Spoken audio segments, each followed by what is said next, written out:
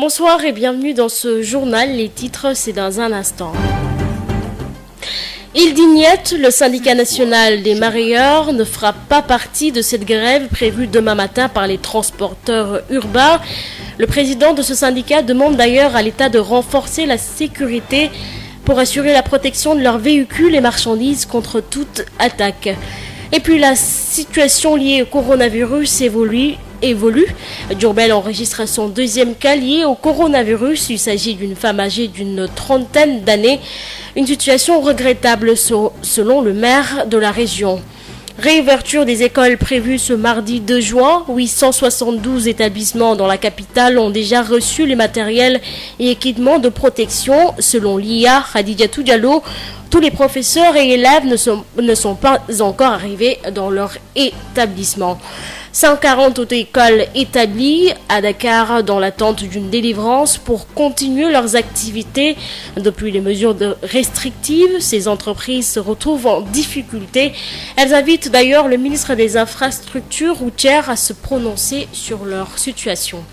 L'actualité internationale, le Brésil et les États-Unis sont les deux pays qui ont enregistré le plus de cas liés au coronavirus. Le nombre de cas confirmés dans le monde a dépassé cette semaine les 6 millions pour près de 370 000 morts. Pour compléter cette édition, vous aurez également l'essentiel de l'actualité de la semaine avec Rapsal Imanouane à la présentation.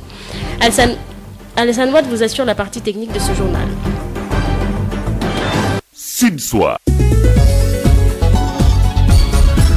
Aïssatou Gueye-Ba. Grève annoncée dans le secteur des transports à partir de ce lundi. Le syndicat national des mareyeurs du Sénégal n'est pas partant. Le président du dit syndicat avertit l'État en demandant la protection de leurs véhicules et marchandises contre toute attaque en provenance des transporteurs grévistes. Déclaration faite à Kaolack par Pape Ibrahima Diaw, le président du syndicat national des mareyeurs du Sénégal. Ces propos sont recueillis par Mamadou Kama. C'est le président national des mareyeurs du Sénégal. À compter de ce lundi, on a entendu des mesures de grève, mais nous ne sommes pas concernés par cette mesure. Parce que nous sommes des mareyeurs. Nous avons des collaborateurs qui s'appellent des pêcheurs. Les pêcheurs vont pêcher le dimanche soir. Ils vont venir aussi le lundi matin. Donc, quand ils vont venir avec leurs produits, on ne pouvait pas attendre. Donc, je dis bien les mareyeurs pouvons charger leurs marchandises, aller jusqu'au marché. Ce qui est sûr, c'est que cette grève ne nous concerne pas. Aussi, on dit que l'État doit sécuriser la population avec leurs biens. Donc, les mareyeurs peuvent transporter leurs marchandises jusqu'à Dakar, Kaolack. Donc, vous répondez à un responsable du secteur des transports ou bien? Non, nous répondrons à personne parce que ce qu'il a appelé, il a appelé le permis et les cartes grises. Nous aussi, nous avons des permis, nous avons aussi des cartes grises. Donc, mais nous ne sommes pas concernés pour cette grève, pour dire aux mareyeurs qu'ils peuvent travailler tant qu'ils veulent travailler. Non, nous ne sommes pas concernés pour cette grève. Et puis retenez que la région de Kaffrine a enregistré son deuxième cas de Covid-19 testé positif. Vous aurez davantage d'éclairage lors de nos prochaines éditions. Le district sanitaire également de Diourbel a également enregistré son deuxième cas lié au coronavirus ce dimanche. Il s'agit d'une dame âgée d'une trentaine d'années, agent de santé habitant la ville de Dakar. Adama Ndiaye. Le district sanitaire de Diourbel enregistre son deuxième cas de coronavirus. C'est une dame âgée d'une trentaine d'années de surcroît, un agent de santé habitant la ville de Dakar qui a été testé positif. Il s'agit d'un cas communautaire. Docteur Moussa Ndiaye est le médecin-chef du district sanitaire de Diourbel. On a eu la confirmation hier, durant la nuit. On a reçu les résultats de son prélèvement. C'est une dame qui habite Dakar, donc qui est venue à Diourbel il y a juste une dizaine de jours, juste avant la Korité. Et donc c'est quelqu'un qui n'a pas de contact dans le quartier. Donc c'est juste les membres de sa famille qui sont ses contacts. Elle réside dans la commune de Diourbel. Je pense que ce n'est pas la peine de préciser le quartier, mais il faut retenir qu'elle est bel et bien résidente de la commune de Diourbel. Elle est agent de santé également. 7 cas contacts à haut risque que sont les membres de sa famille ont été prélevés et mis en quarantaine. Ce deuxième cas de coronavirus est pris en charge au niveau du centre de traitement de Touba. Il faut rappeler que le premier cas de la Covid-19 fut un enfant de 2 ans qui avait été contaminé par son père, un agent de santé en service à l'hôpital Ndamatou de Touba. Diourbel, Sud FM, Adama Ndiaye. Adamania, justement, le maire de Diourbel a réagi face à cette situation qu'il juge d'ailleurs regrettable.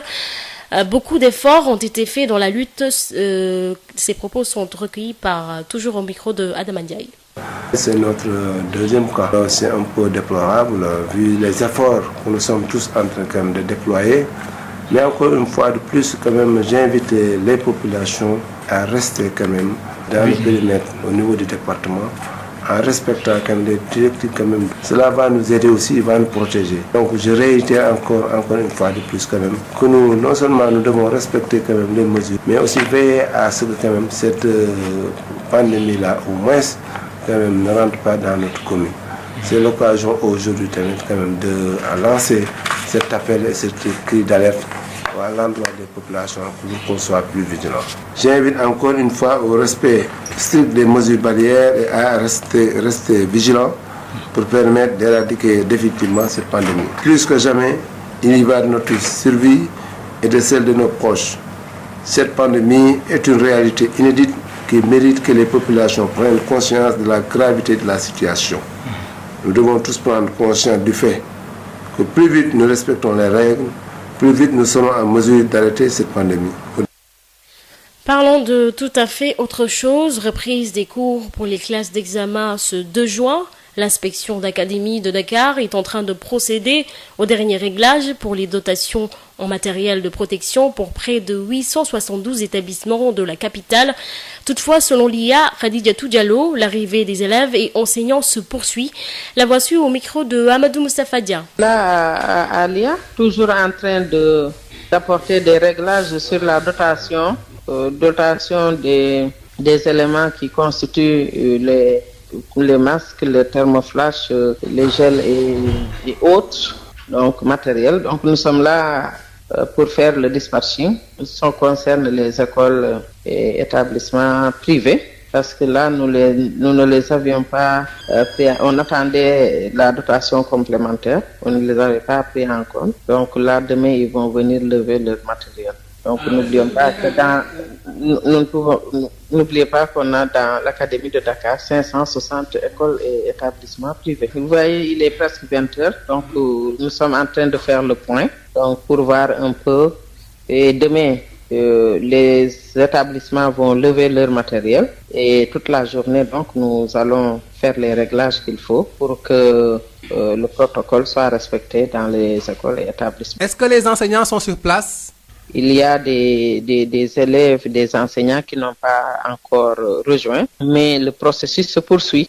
Donc, pour faire revenir les enseignants et les élèves qui restent. Il y a une première, deuxième cohorte qui est déjà là. Là, le processus va se poursuivre et je pense que d'ici 2 à 3 jours, nous aurons terminé chaque académie à recevoir donc l'ensemble de tes enseignants et des...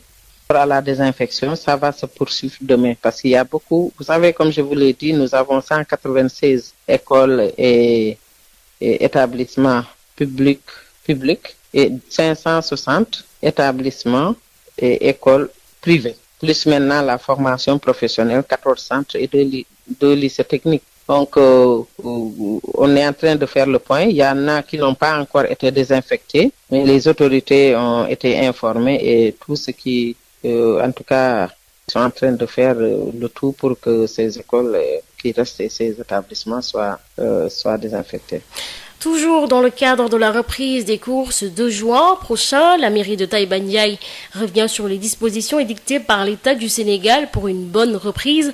Une occasion pour le maire Alelo de s'expliquer sur le retard noté dans la distribution de l'aide alimentaire au niveau de sa commune. Alelo, maire de Taïba Ndiaye, est avec Babacar Sow. La commune, pour ce qui la concerne, a pris toutes les dispositions pour respecter le cahier de charge. En termes de matériel, nous avons procédé à la désinfection déjà de l'ensemble des écoles, lycées, écoles primaires, DARA, centres de formation. Nous avons acheté aussi les produits nécessaires, à savoir les masques, le savon, les gels, les thermoflash. Globalement, pour faire le point depuis le début de la crise, la commune a déjà investi d'abord 5 millions dans la première phase phase en ce qui concerne l'achat des masques, les gels et les mesures de protection. La deuxième phase, la présente, également nous avons mis 5 millions pour acheter les masques, les thermoflash, les gels et le savon, procéder aux opérations de désinfectation. Et aujourd'hui, nous attendons la troisième phase. La commune a déjà acheté 50 tonnes de riz et 7 tonnes de sucre pour venir en complément de l'action de l'État. C'est donc au total 30 500 000 que la commune de Taïwandiaï a déjà dégagé. Prions le bon Dieu pour que nous puissions aller rapidement gagner cette victoire. Dieu merci, aujourd'hui, à part les 2 cas annoncés dans le département de Tivaouane, pour l'heure, nous n'avons aucun cas ni dans la commune ni dans le département. Véritablement, sans féliciter. On n'a pas encore démarré malheureusement la répartition. L'État a commencé par les régions éloignées. La répartition va commencer incessamment. Les quotas sont disponibles au niveau de Tivaouane et au niveau du département en général. Et nous espérons, nous avons déjà interpellé tout à l'heure le sous-préfet, que dans les prochains jours, nous allons recevoir d'abord la dotation de l'État, la dotation de la commune étant déjà très rapidement, dans la mesure où les commissions de distribution sont déjà sélectionnées et mises en place. Nous n'attendons que la mise en place pour la. Une reprise des cours aux multiples exigences, chose que certains élèves de l'élémentaire semblent bien avoir compris, à l'image de Antoinette Camara, élève en classe de CM2. Pour cette dernière, la réouverture des classes mardi prochain aura bien un effet particulier. Josette Kali. Dès le 2 juin, rien ne sera plus comme avant pour Antoinette Camara à l'école. La peur et la joie se contrastent déjà en elle à la veille de cette reprise. D'un côté, je suis heureuse de retrouver mes amis, mais il n'y aura pas d'accolade. Mais j'ai aussi peur, parce qu'avec les moyens de transport, j'ai peur de retourner à l'école. Très petite de taille, de teint clair, du haut de ses 11 ans, malgré son insouciance, le coronavirus n'est pas une maladie qu'elle méconnaît. Que c'est une maladie très dangereuse qui se propage très rapidement. Faire attention. Cette élève en classe de CM2 à l'école Immaculée Conception de Rufisque compte ne pas badiner avec les mesures d'hygiène qu'elle va renforcer avec ce qu'elle avait l'habitude de faire. J'ai des gels et un masque aussi. Avant même le corona, j'emportais des fois un petit morceau de savon ou bien de l'omo. Non. Pour le masque, des fois, ça me gêne. J'ai du mal à respirer et ça gratte autour des oreilles. Mais je m'y habitue. Même si sa mère, très anxieuse, ne souhaitait pas son retour à l'école, elle espère que sa fille va mettre en pratique comme il se doit les recommandations préventives. En ce moment, je ne suis pas rassurée. Je ne voulais même pas qu'elle retourne à l'école. C'est le papa qui a insisté. Ça ne me rassure pas. Vraiment, ça me fait peur. Perdre une année et avoir la santé, je préfère. Le problème, c'est le transport. Chaque fois, les mesures d'hygiène. Parfois, ce sont les enfants même qui me disent « Maman, ceci, cela ». Donc, je sais, ils sont à l'écoute. Pour éviter toute propagation à l'école, Antoinette lance un appel à ses amis. Mes amis, les élèves, c'est vrai qu'on dit que les élèves du CM2 ne sont pas encore matures, mais respectez les mesures barrières et aussi les enseignants. Préparez tout pour l'arrivée des élèves, pour que l'école ne soit pas un lieu de propagation du virus. Que le virus s'en aille d'ici, bien sûr que nous ayons tous notre entrée en 6e. Merci beaucoup Josette Kali. Parlons de tout à fait, ou plutôt d'un autre secteur qui est impacté également par la Covid-19, les quelques 140 auto-écoles de Dakar dans l'attente d'une délivrance pour continuer leurs activités.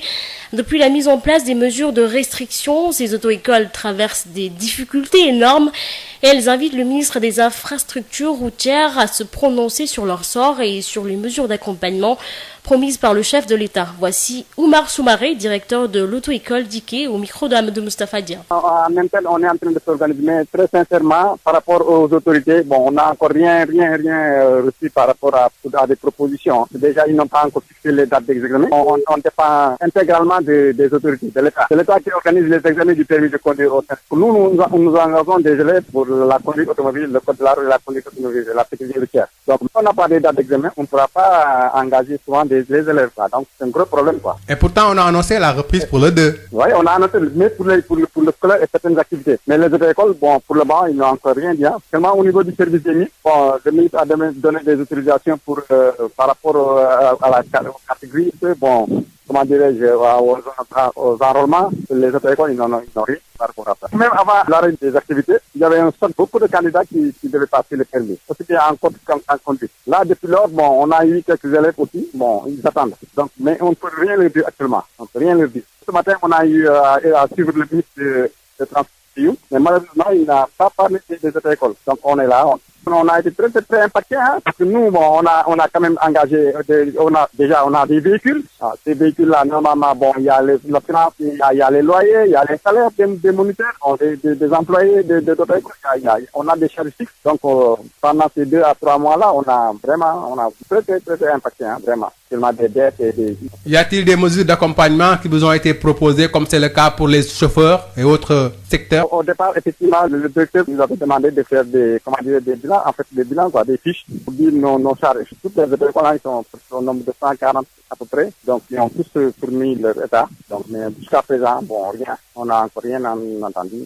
Là, vraiment, on peut vraiment être édifié carrément, quoi. Pour moi, par rapport à nos engagements, qu'on puisse vraiment savoir pas le dire, quoi. Voilà, pour ça que j'ai fait, les élèves nous demandent quand est-ce qu'on va reprendre, quand est-ce qu'on va passer les examens, et sont là, on ne peut pas les répondre, parce qu'on n'a rien. C'est l'État qui organise les permis de conduire. Aussi, nous souhaitons aussi avoir un protocole de sanitaire. Comme toutes les activités, on demande, par exemple, comment on doit procéder dans les voitures, au niveau des salles de cours de code, etc. On n'a rien. Sud International. Les États-Unis vont mettre fin à la relation avec l'Organisation mondiale de la santé, a confirmé le président américain Donald Trump vendredi. Nous allons rediriger ces fonds vers d'autres besoins de santé publique urgents et mondiaux qui le méritent, a-t-il déclaré. Il accuse l'agence onusienne de se montrer trop indulgente avec Pékin depuis le début de la pandémie. La présidente de la Commission européenne, Ursula von der Leyen, et le chef de la diplomatie de l'Union européenne, Joseph Borrell, ont exhorté les États-Unis à reconsidérer leurs décisions. Les États-Unis restent largement le premier pays au monde en termes de contamination et de décès. Le Brésil, considéré comme nouvel épicentre de la pandémie, a dépassé l'Espagne et la France en nombre de victimes et devient le 4e pays mondial le plus endeuillé par la Covid-19. L'Espagne, l'Italie et la France entament le déconfinement. Les activités reprennent petit à petit. Voilà, c'est la fin de cette édition. L'essentiel de l'actualité avant de clôturer de nos éditions précédentes avec Hapsel Imanouane.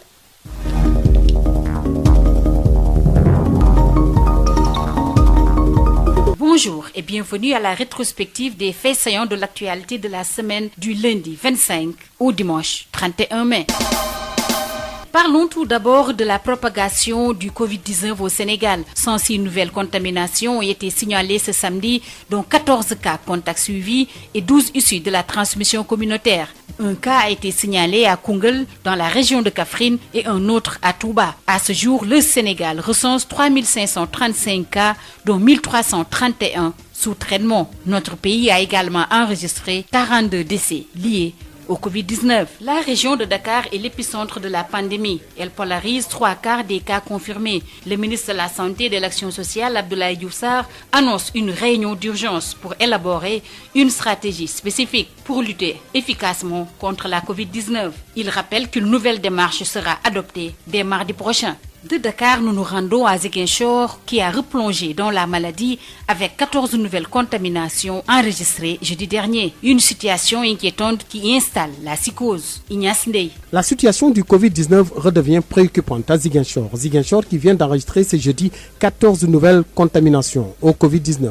14 cas testés positifs à Ziguinchor, des cas issus du cas déclaré cas communautaire signalé ces dernières 72 heures au quartier Boko, dans la commune de Ziguinchor. Un homme âgé de 73 ans. Et la liste des contaminations risque de s'allonger puisqu'une vingtaine de cas contacts suivis par les autorités sanitaires de la région. Et comme si cela ne suffisait pas, un cas grave est également signalé parmi les patients sous traitement en ce moment au centre de traitement de l'hôpital régional de Ziguinchor. Ils sont au total 19 patients, dont un cas grave interné au centre épidémiologique de l'hôpital régional de Ziguinchor.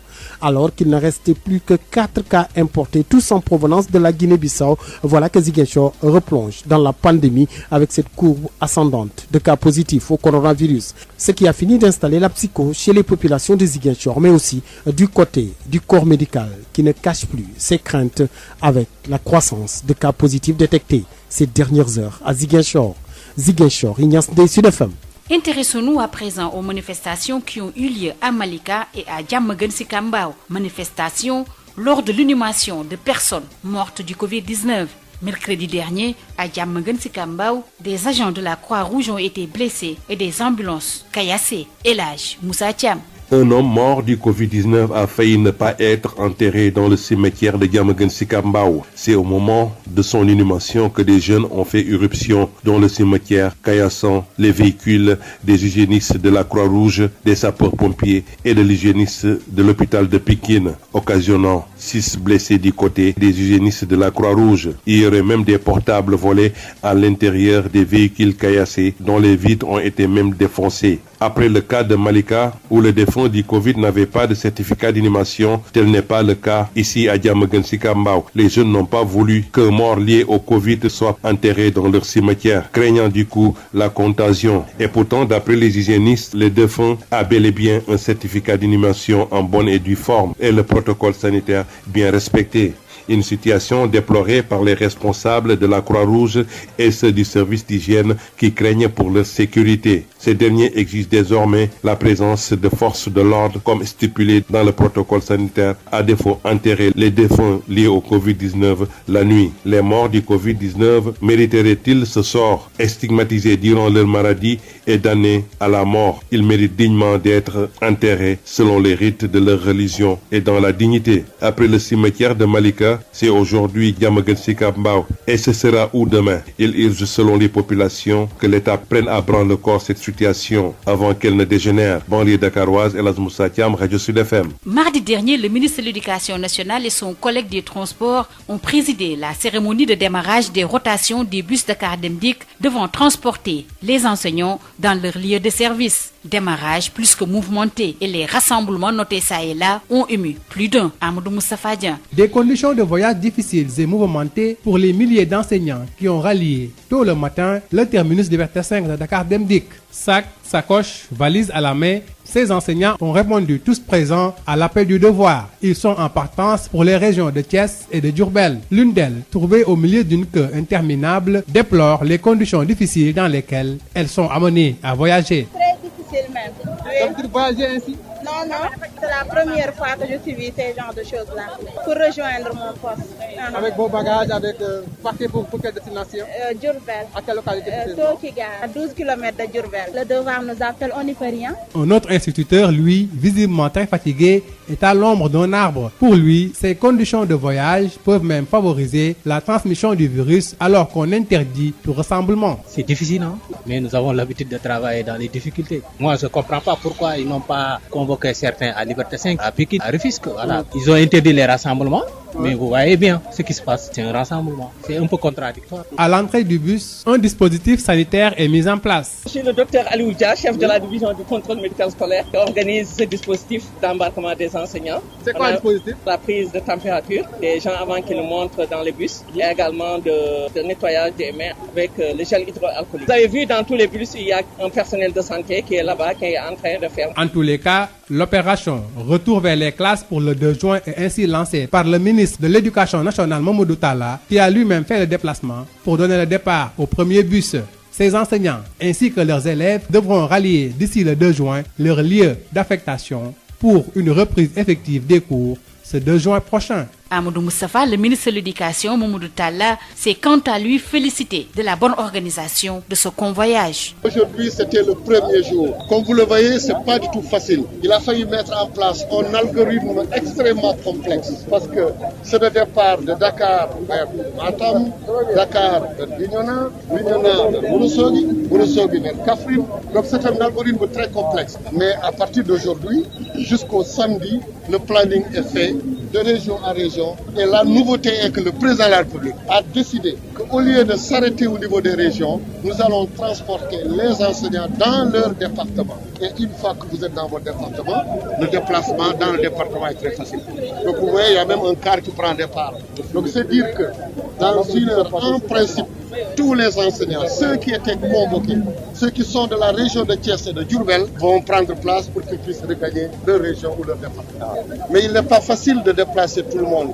d'un seul coup, en un seul jour, il y aura certainement quelques difficultés en termes d'organisation, mais le plus important était que nous avons ce qu'il faut au niveau des documents, nous avons nos cars, nos enseignants, nous savons qu'aujourd'hui, à partir d'ici, tous les enseignants qui sont dans nos fichiers sont prévus pour rentrer dans nos dossiers. Donc dire que, même si au niveau organisationnel, il y en a qui disent que je n'ai pas pu imprimer tel document, je n'ai pas pu avoir tel élément, le nombre de places qui est prévu ne dépasse pas le nombre d'enseignants. Donc pour rassurer tout le monde et vous dire que dans le transport, au début des enseignements et pendant les enseignements, nous allons respecter donc tout ce protocole. Parlons toujours de la reprise des cours prévus le 2 juin, notamment les cours d'éducation physique et sportive sont suspendus. D'après le chef de la division du contrôle médical scolaire, Dr Ali Oudia. Dans chaque école, on a mis en place un comité de veille. Un élève qui est malade, on va lui dire de ne pas venir, mais il se peut qu'on suspecte un cas à l'école, bien un enseignant ou bien un élève.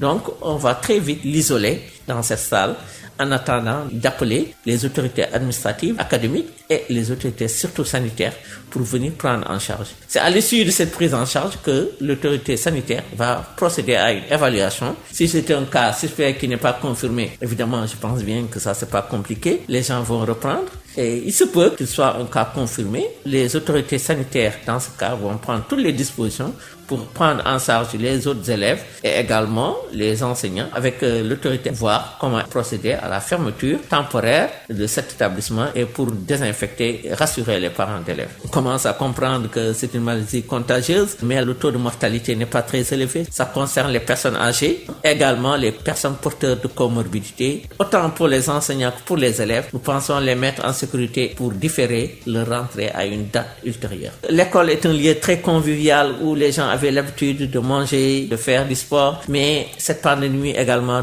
nous enseigne autre chose. Donc c'est pourquoi, pour ne pas également créer des attroupements et ne pas être sûr de remplir des mesures barrières, le ministère de l'Éducation nationale a décidé d'interdire la vente des denrées alimentaires dans l'école et autour de l'école. Également, on a suspendu ces cours d'éducation physique. Terminons par le décret prorogeant l'état d'urgence sur l'étendue du territoire national. Vendredi, le chef de l'État a décidé que l'état d'urgence proclamé le 23 mars dernier est à nouveau prorogé pour une durée supplémentaire de 30 jours sur toute l'étendue du territoire national. C'en est tout pour la rétrospective des faits saillants de l'actualité.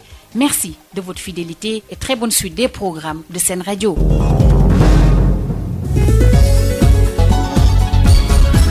Aïssatou Gueye-Ba.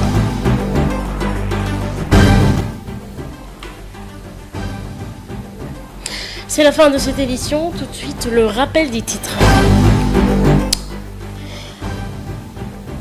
Île d'Ignette, le syndicat national des mareyeurs ne sera pas de la partie lors de cette grève prévue demain par les transporteurs urbains. Le président de ce syndicat demande d'ailleurs à l'État de renforcer la sécurité pour assurer la protection de leurs véhicules et marchandises contre toute attaque. Et puis la situation liée au coronavirus évolue. Diourbel enregistre son deuxième cas lié au coronavirus. Il s'agit d'une femme âgée d'une 30aine d'années. Kaffrine également n'est pas épargnée avec un deuxième cas lié au coronavirus enregistré. Vous aurez davantage d'éclairage avec Mamadou Camara dans nos prochaines éditions. Réouverture des écoles prévue ce mardi 2 juin. 872 établissements dans la capitale ont déjà reçu les matériels et équipements de protection. Selon l'IA, Kradi Diallo, tous les professeurs et élèves ne sont pas encore arrivés dans leurs établissements. 140 auto-écoles établies à Dakar dans l'attente d'une délivrance pour continuer leurs activités. Depuis les mesures restrictives, ces entreprises se retrouvent en difficulté. Elles invitent le ministre des Infrastructures routières à se prononcer sur leur situation. L'actualité internationale, le Brésil et les États-Unis sont les deux pays qui ont enregistré le plus de cas liés au coronavirus. Le nombre de cas confirmés dans le monde a dépassé cette semaine les 6 millions pour près de 370 000 morts. Pour compléter cette édition, l'essentiel de l'actualité de la semaine vous a été présenté par Rapsa Elimanouane. Merci à Pape Abdoulaye à Alsan Wad plutôt, qui a assuré la partie technique de ce journal. Le prochain bulletin d'information, ce sera à 0h. Excellente soirée à vous.